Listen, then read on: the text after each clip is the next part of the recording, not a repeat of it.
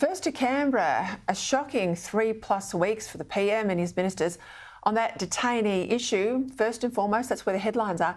But it's a mistake to put it all down to just that issue, because it's bigger than that.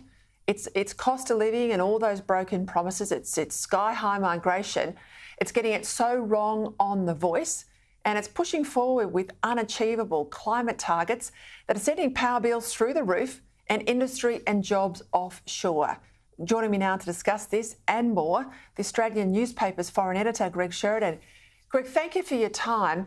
I thought this was a good opportunity to sort of just look at the year. We're at the halfway mark in this term, the first term of the Albanese government. They're in trouble, aren't they?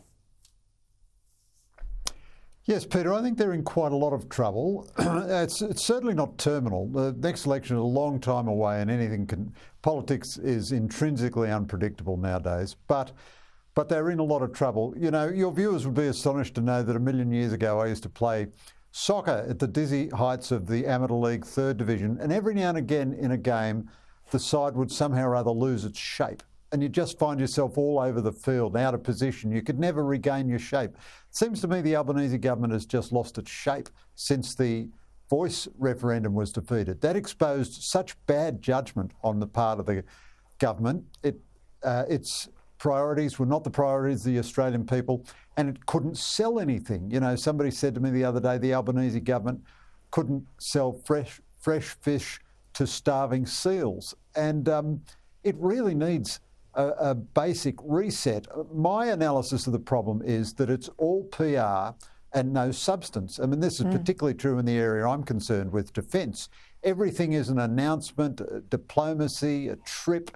You know, fabulous. Rich Miles loves defence diplomacy like Linda Reynolds did, but nothing actually happens. And I think people are wise to that now. And the government, and the other thing is, everything you said about Mark Dreyfus today is true. He looks as though he should be one of the adults in the government, but the slightest bit of pressure and they have a nervous breakdown. I mean, dear God, what would ever happen if there was really a national security emergency under this government? Let's go to your day job, foreign editor business. Fighting resumed, of course, this week in Gaza. We saw that report too. I think it was late Friday it broke, maybe Thursday night it broke. I certainly reported on it. The New York Times story that Israel was warned about the potential attack about a year ago. The conclusion was that the intelligence agencies didn't think it was plausible, so didn't react. I don't know how accurate that is, though. Hopes are fading too that the remaining hostages will be released. And of course, around the world, we heard this Tuesday, that Jews are being warned that places like Australia are no longer safe from anti-Semitism. Give us your sense of where things are headed, Greg. Well, this is a very grave moment for the world, Peter. The world is trying to put pressure on Israel to stop its operation. Israel must eliminate Hamas. Otherwise, Hamas has had a great victory. If Hamas stays in power in Gaza, no matter how much suffering it inflicts on the ordinary people of Gaza, it has had a great victory. It's inflicted the most obscene atrocities on Israel in its modern history, and it's stayed in power. And that would embolden Hezbollah and the Houthis and the Syrian and Iraqi militias and Iran. So Israel is facing a genuine existential threat. I do think it was undeniably an intelligence failure by the Israelis, and they have to deal with that in their own society and their own politics.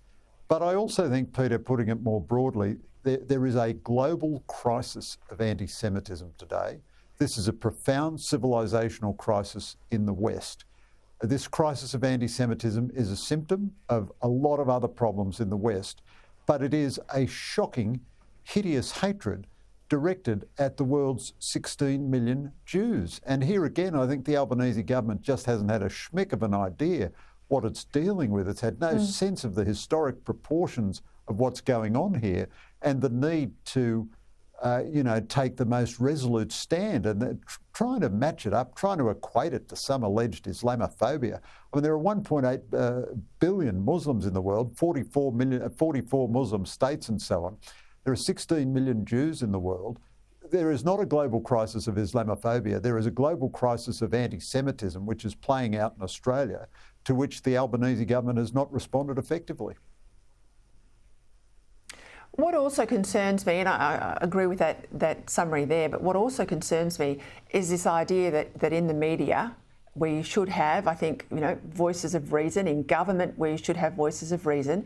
You've got this moral equivalence between a democratic nation state with a rule of law that has put sort of suicide bombers in prison via a trial process, somehow equating the hostages with the prisoners, but also a terror organisation running Gaza as somehow legitimate in this debate, and all this misinformation and historical ignorance playing out in how people are responding to this crisis in countries like Australia, UK, US and more. That's what worries me longer term.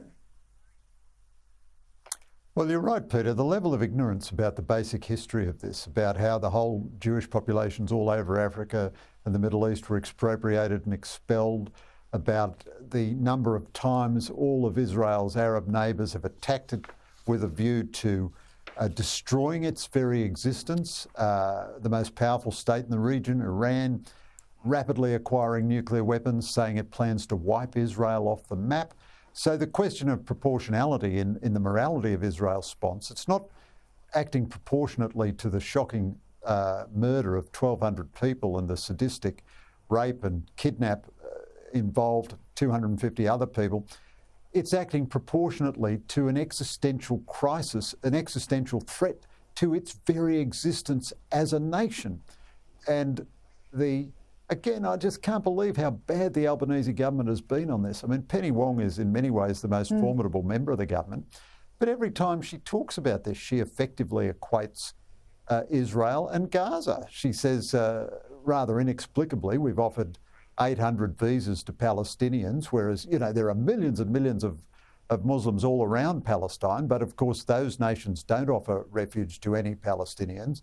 And she says, but never mind, we've offered 1,700 visas to Israelis, as though citizens of Israel, which have never ever posed any risk of extremism or anything in Australia ever in their history, and as you say, come from a democratic nation with the rule of law and so on, are to be equated with Gaza, which is drenched in anti-Semitism and hatred, and which elected Hamas as their government. Now that, you're still not indifferent to the terrible suffering which Hamas has wrought on its own people, but the government's absolute moral tin ear on all this, it just doesn't look like it exists in the real world. It exists in a sort of a Labor Party debating club or something, where it's saying, well, let's balance off the votes of southwest Sydney. We don't want to upset the Jewish lobby, and by golly, we got challenge from the Greens in our inner cities, and they hate Israel, so we just show everybody we're equally distant from everybody.